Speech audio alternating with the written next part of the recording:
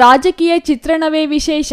ಇಲ್ಲಿ ಪಕ್ಷಕ್ಕಿಂತ ವ್ಯಕ್ತಿಗೆ ಹೆಚ್ಚು ಅಭಿಮಾನ ತೋರುವವರಿದ್ದು, ಆಂಜನೇಯ ರೆಡ್ಡಿ ಕುಟುಂಬಕ್ಕೆ ನಿಷ್ಠರಾಗಿರುವ ಸಾವಿರಾರು ಕುಟುಂಬಗಳು ಚಿಂತಾಮಣಿ ತಾಲೂಕಿನಲ್ಲಿವೆ.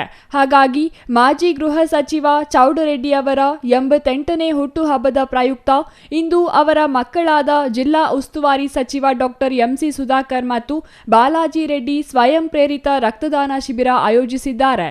ಈ ರಕ್ತದಾನ ಶಿಬಿರಕ್ಕೆ ಗುರುವಾರ ಸಂಜೆಯ ವೇಳೆಗೆ 7,000ಕ್ಕೂ ಹೆಚ್ಚು ಮಂದಿ ನೋಂದಾಯಿಸಿಕೊಂಡಿದ್ದು, ಇಂದು ಬೆಳಿಗ್ಗೆ ರಕ್ತದಾನ ಶಿಬಿರ ಆರಂಭವಾದಾಗಲಿಂದಲೂ ಎಡೆಬಿಡದೆ ರಕ್ತದಾನಿಗಳು ಸ್ವಯಂ ಪ್ರೇರಿತರಾಗಿ ಶಿಬಿರಕ್ಕೆ ಆಗಮಿಸುತ್ತಲೇ ಇದ್ದಾರೆ. ಶಿಬಿರಕ್ಕೆ ಬರುವ ಎಲ್ಲ ಸಾರ್ವಜನಿಕರಿಗಾಗಿ ಊಟದ ವ್ಯವಸ್ಥೆ ಮಾಡಲಾಗಿತ್ತು. ರೆಡ್ ಕ್ರಾಸ್ ಸಂಸ್ಥೆಯವರು ರಕ್ತ ಸ್ವೀಕರಿಸಲು ಸುಸ್ತಾಗುವ ರೀತಿಯಲ್ಲಿ ರಕ್ತದಾನಿಗಳು ಆಗಮಿಸುತ್ತಿರುವುದು ವಿಶೇಷವಾಗಿದೆ.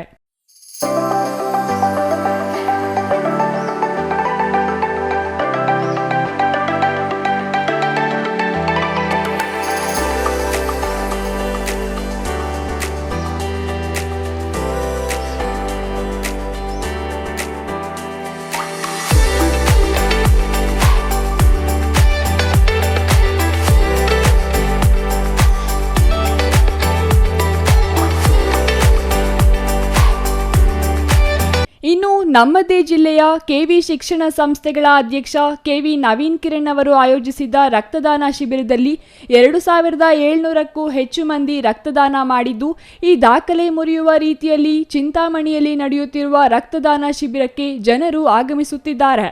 ಇಂದು ಇಲ್ಲಿ ನಡೆಯುತ್ತಿರುವ ರಕ್ತದಾನ ಶಿಬಿರ ವಿಶ್ವ ದಾಖಲೆಯಾಗುವ ನಿರೀಕ್ಷೆ ಇದ್ದು, ಇಂಡಿಯಾ ಬುಕ್ ಆಫ್ ರೆಕಾರ್ಡ್ನಲ್ಲಿ ಚಿಂತಾಮಣಿಯ ಹೆಸರು ಶಾಶ್ವತವಾಗಿ ದಾಖಲಾಗಿರುವುದಲ್ಲಿ ಅನುಮಾನವೇ ಇಲ್ಲ.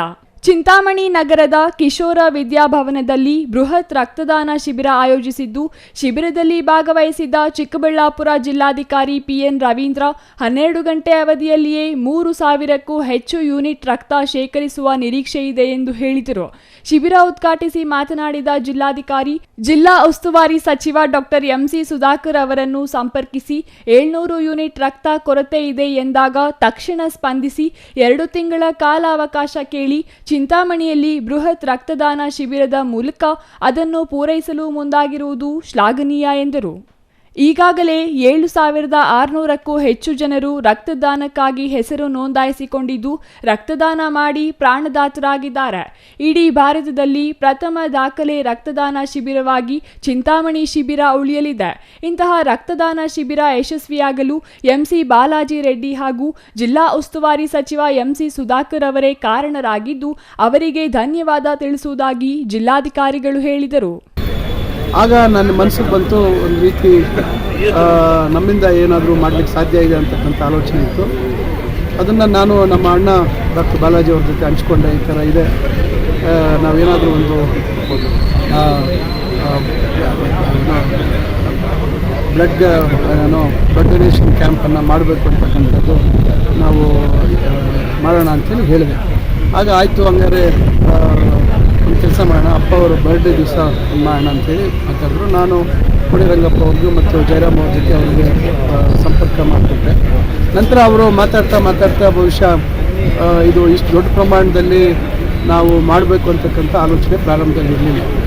ಆಯಿತು, ಏನೋ ಒಂದು ಬ್ಲಡ್ ಡೊನೇಷನ್ ಕ್ಯಾಂಪ್ ಮಾಡೋಣ ಅಂತಕ್ಕಂಥ ಆಲೋಚನೆ ಇತ್ತು. ಆದರೆ ಈಗ ನೋಡಿದಾಗ ಬಹುಶಃ ಒಂದು ದಾಖಲೆ ಪ್ರಮಾಣದಲ್ಲಿ ಇವತ್ತು ಈ ಒಂದು ಬ್ಲಡ್ ಡೊನೇಷನ್ ಆಗ್ಬೋದು ಅಂತಕ್ಕಂಥ ಒಂದು ವಿಶ್ವಾಸ ಇದೆ.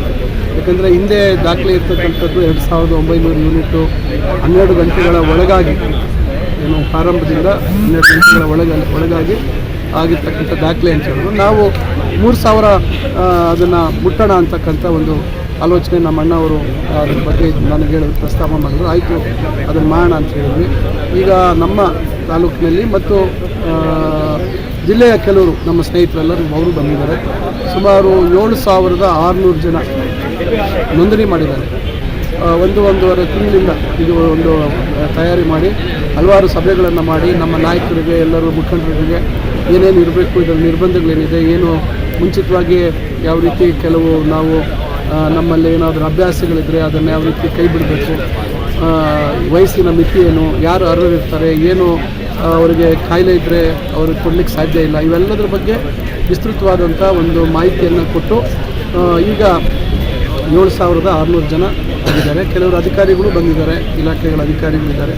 ಆದರೆ ಹೆಚ್ಚಾಗಿ ನಮ್ಮ ತಾಲೂಕಿನ ಜನತೆ ಮತ್ತು ಹೊರಗಿನಿಂದನೂ ಕೆಲವರು ನಮ್ಮ ಸ್ನೇಹಿತರು ಅವರು ಇವರು ನಮ್ಮ ಹಳೆ ಕ್ಷೇತ್ರ ಚೇಳೂರಿಂದನೂ ಕೆಲವರು ಬರ್ತಾ ಇದ್ದಾರೆ. ಅವರೇ ಸ್ವಯಂ ಪ್ರೇರಿತರಾಗಿ ಮುಂದೆ ಬಂದಿದ್ದಾರೆ.